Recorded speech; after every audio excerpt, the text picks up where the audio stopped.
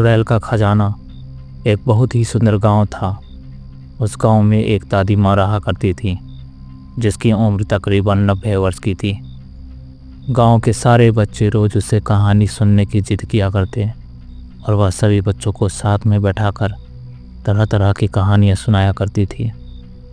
एक बार की बात है, एक लड़का दादी माँ से जिद करने लगा कि मुझे आज डरावनी कहानियाँ सुननी हैं, लेकिन दादी माँ उन बच्चों को भूत की कहानी नहीं सुनाना चाहती थी।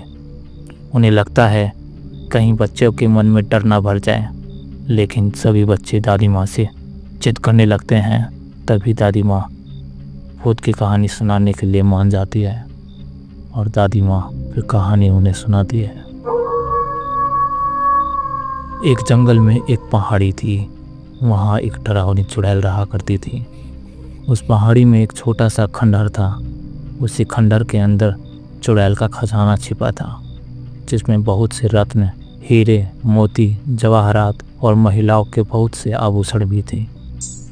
वह चुड़ैल खजाने की रक्षा करने के लिए उस जंगल में भय का माहौल बनाए रहती थी, ताकि कोई उस खंडहर के करीब ना आ सके।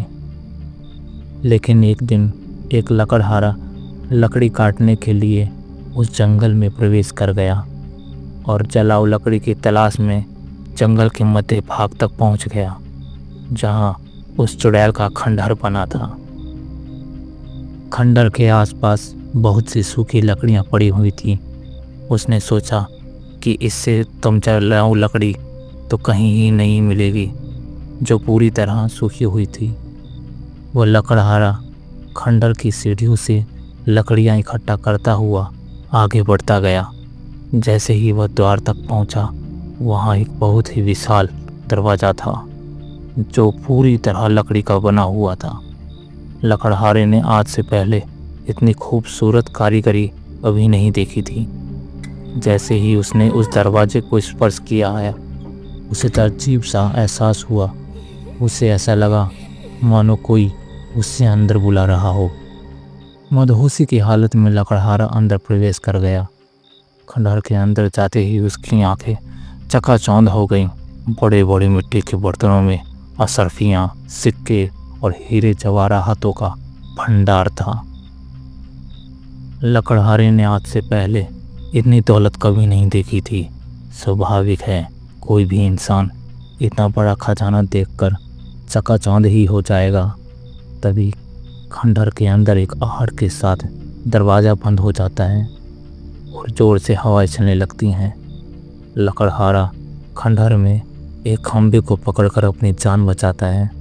तभी वह डरावनी चुड़ैल अपना भयानक रूप प्रकट करती है।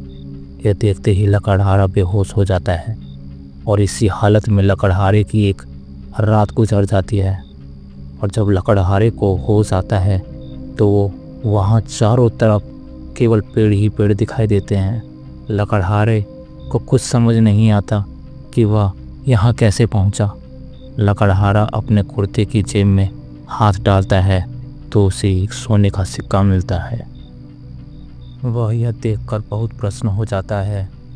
वह सोचता है उसकी जान बच गई और उसे इतना बड़ा सिक्का भी मिल गया, जिससे उसका खर्च तो चल ही जाएगा और वह उत्साहित होकर अपने गांव वापस बिना लकड़ियों के ही आ जाता है।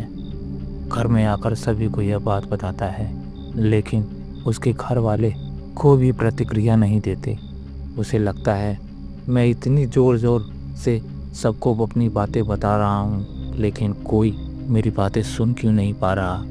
तभी वह पास में ही पड़े पानी के बर्तन में मुँह धोने के लिए हाथ डालता है, लेकिन वह पानी की एक बूंद को भी स्पर्श नहीं कर सकता। उसे कुछ समझ नहीं आता कि वह अदृश्य हो गया है या उसकी मृत्यु हो चुकी है। और तभी दादी माँ सभी बच्चों को नींद से जगाती है। दरअसल कहानी सुनते सुनते सभी बच्चों को नींद आ चुकी थी और जैसे ही सभी बच्चों की आंखें खुलती हैं तो सभी बच्चों के हाथ में एक एक सोने के सिक्के होते हैं और वह बच्चा जिसने दादी माँ से कहानी सुनने की जिद की थी, वह गायब हो चुका था। दादी माँ चारों तरफ उसकी तलाश करती है, लेकिन वह कहीं नहीं दिखाई देता। सभी बच्चे सोचते हैं आखिर वो गया कहाँ। वह बच्चा रहस्यमय लड़का बनकर रह जाता है। आज भी उस सोने की तलाश में कई लोग गए, पर वहाँ से कोई भी वापस नहीं आया। कहा जाता है आज भी वो चुड़ैल उस खजाने की रक्षा कर रही है। अगर आपको ये कहानी अच्छी लगी हो तो हमारे चैनल को सब्सक्राइब कर दीजिए, ताकि मैं आपके लिए ऐसे ही डरावनी कहानियाँ लाते रहूं।